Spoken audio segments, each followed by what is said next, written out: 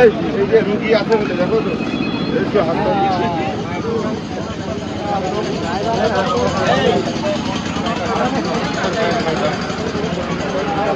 লিখছেন পাইছেন কারণ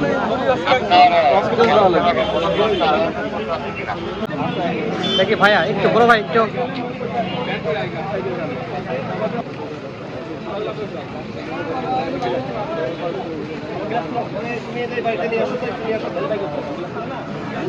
কোথা থেকে কোথায় যাচ্ছিলেন?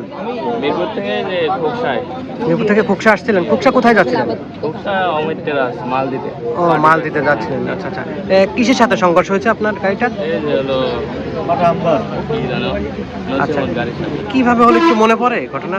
হ্যাঁ ওই যে ওই গাড়ি হলো এই রোডে আসছে, মাইক্রো মেরে দিছে, তার সামনে আমরা, তার পিছনে আমরা ছিলাম। আপনার সঙ্গে আর কতজন ছিল যাত্রী? আর হলো ড্রাইভার ছিল আর কি। কোনো বড় মাপের কোনো ক্ষয়ক্ষতি হয়েছে কি? ড্রাইভার একটু মাথা কেটে গেছে। আচ্ছা আচ্ছা। আপনার নাম? আমার নাম মিনহাজ। মিনহাজ, বাসা? বাসা বগুড়া জেলা। বগুড়া। আচ্ছা, বগুড়া কোথায়? বগুড়া আদমদিঘি থানা সান্তাহার। আদমদিঘি থানা সান্তাহার। কিসে ছিল? অটো যাত্রী নাকি? না না, আমি মাহিন্দ্রা।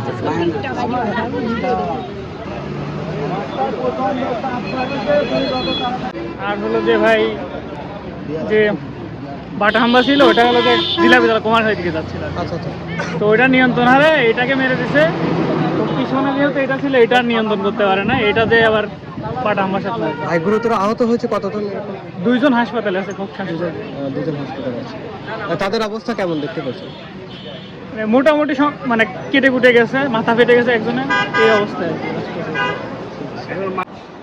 তারপরে মধ্যে ভালো আছে।